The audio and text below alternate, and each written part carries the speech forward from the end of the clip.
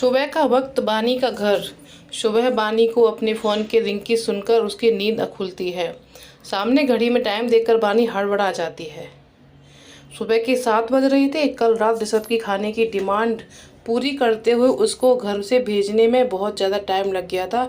12 बज गए थे। ऋषभ के जाने के बाद बानी अपने बिस्तर पर ऐसी लेटी जैसे उसने अपने बेड कितने सालों बाद देखा हो। देर से सोने की वजह से आज सुबह उसकी आंख जल्दी नहीं खुल पाई। बानी फ़ोन को देखती है। किसी अननोन नंबर से कॉल आ रहा था और वो कॉल को उठाती है। गुड मॉर्निंग बेटा, फ़ोन के उधर से जया जी बोलती है। गुड मॉर्निंग माँ, आप इतनी सुबह फ़ोन किया, कोई ज़रूरी बात थी? बानी थोड़ी घबराते हुए पूछती है। हाँ बेटा, ज़रूरी बात थी। वो हम कल आपको बताना याद नहीं रहा। आज घर में कुलदेवी की पूजा है और उसमें आपको ऋषभ के साथ बैठना है। आप जल्दी से घर आ जाना, जया जी ने कहा। जी ठीक है माँ, बानी शांत से लहजे में कहती है। हमें पता है बानी, अभी आपने ऋषभ को माफ़ नहीं किया है। ऋषभ ने आपके साथ बहुत गलत किया है। आप उसे माफ़ करेंगी या नहीं, ये सिर्फ आप तय करेंगी। आप जो भी फैसला करेंगी उसमें हम आपके साथ हैं। हम हमेशा चाहते हैं कि आपकी हमारे ऋषभ की पत्नी बनकर हमारे साथ घर में रहें। और बेटा, इसलिए हम चाहते हैं कि यह पूजा आप करें। ये पूजा कुलदेवी के लिए है जिसमें सिर्फ आप और ऋषभ दोनों पूजा कर सकते हैं। अगर आप नहीं आना चाहते तो हम आपको फोर्स नहीं करेंगे, जया जी ने बानी की हालत समझते हुए कहा। माँ, आप ऐसा मत कहिए, आप हमारी भी माँ हैं और बड़े सिर्फ अपने छोटों को सिर्फ हुक्म देते हैं। आपने हमसे पहली बार कुछ मांगा है, इसलिए हम पूजा में ज़रूर आएंगे, बानी बोलती है। थैंक यू बेटा, हमेशा खुश रहो, जया जी बोलकर फ़ोन कट कर देती हैं। क्या ये सही है? पूजा में ऋषभ जी के साथ बैठना ठीक होगा? ऋषभ जी से शादी तो हमारी हुई है और इस अधिकार से हम इस पूजन में ऋषभ जी के साथ पूजा कर सकते हैं। हमारी वजह से माँ ऋषभ जी से बात नहीं करती थी, ये भी तो ठीक नहीं है। आज हमारी वजह से ही सही, लेकिन माँ ने ऋषभ जी से बात की है। माँ की खुशी के लिए हम इस पूजा को करेंगे। बानी हाथ में फ़ोन लिए मन ही मन कहती है। रायचंद पैलेस। जया जी पंडित जी के कहने पर पूजा का सारा सामान और पूजा की तैयारियां कर रही थी।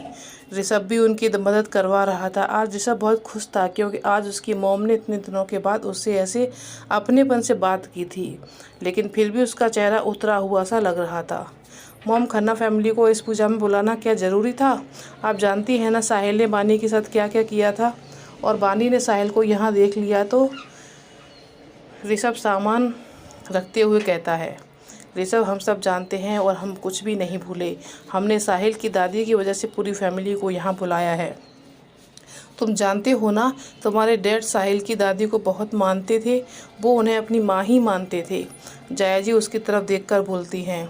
मॉम, मैं सब जानता हूँ, आपको सिर्फ दादी को बुलाना चाहिए था ना, सबको नहीं, ऋषभ ने कहा। ऐसा नहीं होता, सिर्फ माँ को ही बुलाती, जया जी हल्का सा गुस्सा करते हुए कहती हैं। लेकिन मॉम, साहिल ने इस बार बानी के साथ कुछ भी गलत करने की कोशिश भी की तो मैं भी नहीं जानता उसके साथ इस बार मैं क्या करूँगा। ऋषभ ये बोलकर गुस्से में ऊपर चला जाता है। बानी रायचंद पैलेस पहुंचकर अंदर जाती है। तभी सामने जया जी उसे देखकर बानी के पास जाती हैं। बानी जाकर जया जी के पैर छूती है। हमेशा खुश रहो, जया जी बोलती हैं और वो बानी को देखती है क्योंकि बानी ने स्काई ब्लू अनारकली पहना हुआ था। क्या हुआ माँ? बानी ने कहा। बेटा, आज आपको साड़ी पहननी है क्योंकि आपको पूजा में बैठना है, जया जी कहती है। पर माँ, हम पर तो साड़ी नहीं है, बानी परेशान सी बोलती है। बेटा, हमारी पूरी बात सुनो, हमने आपके लिए साड़ी, ज्वेलरी और सारा सामान सब पहले से तैयार रखा है, आप जाकर बस तैयार हो जाओ, जया जी ने मुस्कुराते हुए कहा। ठीक है माँ, हमें जाना कहाँ है? बानी ने पूछा। बेटा, आपको ऋषभ के कमरे में जाना है, आपके लिए साड़ी वहीं रखी है, जया ने बोलकर कामों को करने के लिए चली जाती है। ऋषभ के कमरे का नाम सुनते ही बानी के होश उड़ जाते हैं। कल रात की ऋषभ की हरकतें याद आते ही बानी के कान गर्म और लाल गाल होने लगते हैं और अजीब सा महसूस होने लगता है। अब ऋषभ जी के कमरे में कैसे जाएं? नहीं गए तो तैयार कैसे होंगे? फिर माँ को क्या बोलेंगे? अगर गए तो वहाँ ऋषभ जी मिल गए तो वो हमारे पास आने का एक भी मौका नहीं छोड़ते, और हम भी वैसे भी तो बहुत स्ट्रांग बनते हैं, पर उनके सामने आते ही हमारी सारी स्ट्रांगनेस, शक्ति, ताकत सब धरी की धरी रह जाती है। अब उन्हें अपने पास आने से रोक ही नहीं पाते, और जो कल रात उन्होंने किया उनके इरादे बिल्कुल भी नेक नहीं है। बानी परेशान सी मन ही मन सोच रही थी। उसे किसी की आवाज़ें आती हैं। एक नौकर दूसरे नौकर से पूछता है, ऋषभ सर को देखा है क्या? उनके कपड़े देने हैं। हाँ, कुछ देर पहले बाहर की तरफ गए थे, दूसरा नौकर बोलता है। उसे नहीं पता था कि ऋषभ ऊपर अपने कमरे में है। उसे लगता है कि ऋषभ बाहर गया है, क्योंकि कुछ देर पहले ऋषभ बाहर की तरफ गया था।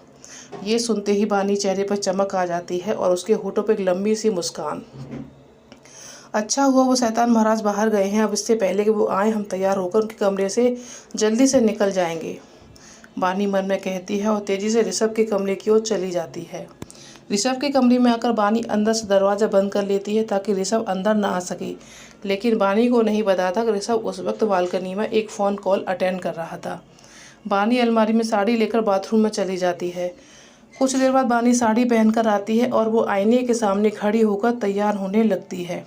बानी अपने बालों को बीच की मांग निकालकर जूड़ा बनाती है। आंखों में काजल, कानों में बड़े झुमके, होठों पे लिपस्टिक, गले में मंगलसूत्र, हाथों में लाल चूड़ियां पहने बानी अपने माथे पे बिंदी लगा रही होती है। तभी आईने में उसे अपने पीछे ऋषभ दिखाई देता है।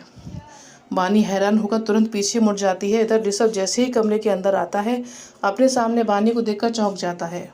बानी जैसे ही मुड़ती है, ऋषभ तो बस उसे देखता ही रह जाता है। बानी ने लाल रंग की साड़ी पहनी थी और उसमें वो बहुत ज़्यादा खूबसूरत लग रही थी। ऋषभ को अपना दिल जोरों से धड़कता हुआ महसूस होता है। वो अपनी नज़रें झपकाना ही भूल गया। उसने आज पहली बार बानी को साड़ी में देखा था। ऋषभ को अपने आप को ऐसे देखता देख बानी के दिल में अजीब सी हलचल होने लगती है। ऋषभ धीरे धीरे चलकर बानी के पास आता है। उसके ऐसे पास आ जाने पर वो ऋषभ साइड से निकलकर जाने लगती है। तभी ऋषभ उसका हाथ पकड़ लेता है। बानी वहीं रुक जाती है और ऋषभ झटके के साथ उसके हाथ को खींचता है, जिससे बानी आकर ऋषभ के सीने से लग जाती है। आप बहुत खूबसूरत लग रही हैं, कहीं आपको मेरी ही नज़र ना लग जाए, ऋषभ उसको अपनी बाहों में भरकर मंदहोशी भरी आवाज़ में बोलता है और अपनी उंगली से बानी की आंखों के किनारे से काजल लेकर उसके कान के पीछे लगा देता है। ऋषभ जी, हमें देर हो रही है, हमें जाना है, बानी उसकी बाहों में कसकसाती हुई कहती है। बानी उसकी आंखों में खोने लगती है, इसलिए वो जल्द से जल्द वहाँ से जाना चाहती है। रुकिए, ऋषभ उसे अपनी बाहों से आज़ाद करते हुए कहता है। ऋषभ आईने के सामने रखी सिंदूर की डिब्बी में से सिंदूर लेता है, फिर बानी की मांग में भर लेता है और बानी की गाल पर किस कर देता है। बानी आंखें बड़ी हो जाती हैं और उन बड़ी आंखों में ऋषभ को देखती है। आप फिर से अपनी आंखें बड़ी कर रही हैं, मैं ज़्यादा देर अपने दिल को संभाल नहीं पाऊंगा, ऋषभ उसके करीब आकर कहता है। ये सुनते ही बानी जल्दी से उसके दूर हो जाती है, दरवाज़ा खोलकर नीचे चली जाती है। ऋषभ मुस्कुराते हुए अपने कपड़े लेकर तैयार होने चला जाता है। बानी नीचे जाती है। जया जी उसके पास आकर उसकी नज़र उतारती है। बहुत सुंदर लग रही हो बेटा, जया जी उसकी बधाइयाँ लेते हुए कहती हैं। बानी उनकी बात सुनकर मुस्कुराने लगती है। कुछ देर बाद ऋषभ भी तैयार होकर नीचे आता है। बस एकटक बानी को देखे जा रहा था, तभी खन्ना फैमिली भी आ जाती है। अंदर आते ही नताशा की नज़र जैसे ही बानी पर पड़ती है तो वो बानी को यहाँ देखकर चौंक जाती है।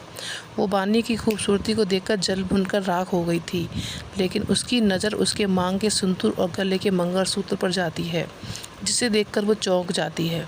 जया जी सबको बानी से मिलवाती हैं। जैसे ही जया जी ने सबको ये बताती है कि बानी ऋषभ की पत्नी है तो नताशा के होश उड़ जाते हैं। वो गुस्से और जलन से पागल हो जाती है। तो आज का पार्ट इतना ही, अगले पार्ट का वेट करिएगा। आज थोड़ा सा लेट हो गया, उसके लिए माफ़ी चाहती हूँ। कल आपको टाइम से आपका अगला पार्ट मिल जाएगा और आप इस पार्ट को पढ़ने से पहले आप इसके आगे के जो भी पार्ट हैं आप उन्हें भी ज़रूर पढ़िए, तभी आपको ये कहानी पूरी समझ में आएगी। और आप मुझे बताइएगा कि आपको बानी और ऋषभ की लव स्टोरी कैसी लग रही है, तो प्लीज़ मुझे कमेंट करके बताइएगा। और मेरे चैनल को लाइक करें, शेयर करें एंड सब्सक्राइब करें। थैंक यू दोस्तों।